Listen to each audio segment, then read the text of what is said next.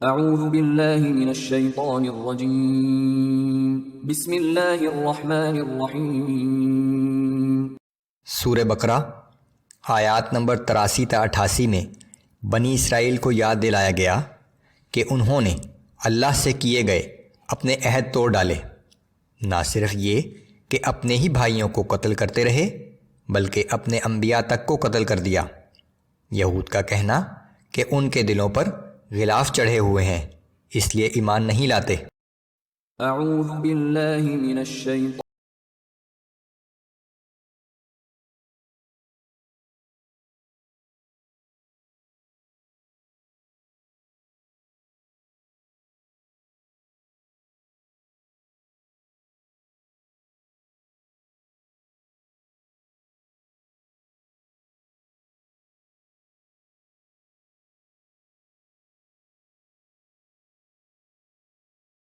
وہ وقت یاد کرو جب ہم نے بنی اسرائیل سے عہد لیا تھا کہ اللہ کے سوا کسی کی عبادت نہ کرنا، اور ماں باپ سے نیک سلوک کرنا، اور قرابت داروں، یتیموں اور محتاجوں کے ساتھ بھی حسن سلوک کرنا، اور لوگوں سے نیکی کی بات کہنا، اور نماز قائم کرنا، اور زکوٰۃ ادا کرتے رہنا۔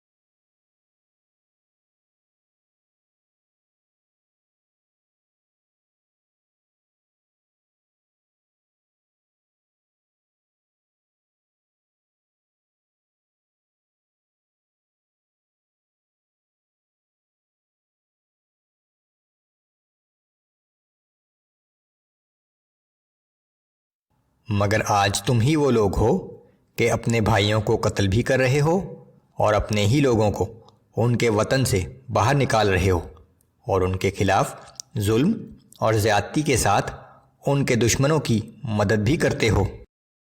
وَإِن يَأْتُوكُمْ أُسَارَىٰ تُفَادُوهُمْ وَهُوَ مُحَرَّمٌ عَلَيْكُمْ إِخْرَاجُهُمْ، اور اگر تمہارے بھائی لڑائی میں قیدی بن کر تمہارے پاس آ جائیں تو ان کا فدیہ دے کر چھڑا بھی لیتے ہو، حالانکہ ان کو جلا وطن کرنا ہی تم پر حرام کر دیا گیا تھا۔ اگر تمہیں ہمارے احکام کا اتنا ہی خیال ہے تو تمہیں چاہیے تھا کہ انہیں جلا وطن ہی نہ کرتے، تاکہ نہ لڑائی کی نوبت آتی اور نہ فدیہ دینے کی۔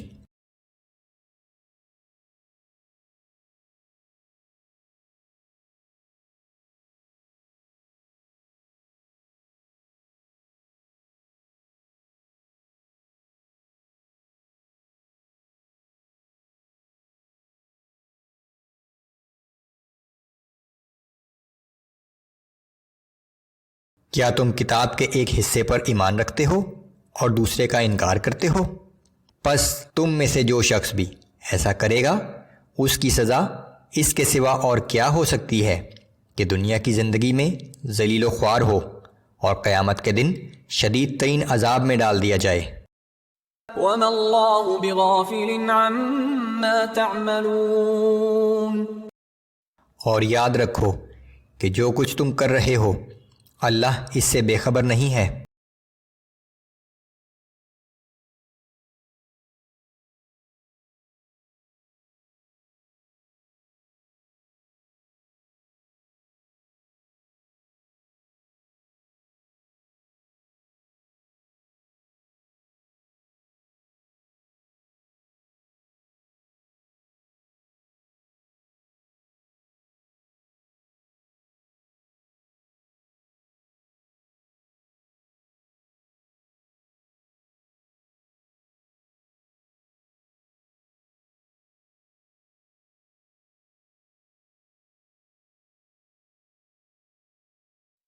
اور بے شک ہم نے موسیٰ علیہ السلام کو کتاب یعنی تورات عطا کی، اور ان کے بعد ہم نے پے در پے بہت سے رسول بھیجے، اور ہم نے مریم کے بیٹے عیسیٰ علیہ السلام کو واضح معجزات عطا کیے، اور ہم نے روح القدس یعنی جبرائیل کے ذریعے ان کی مدد کی۔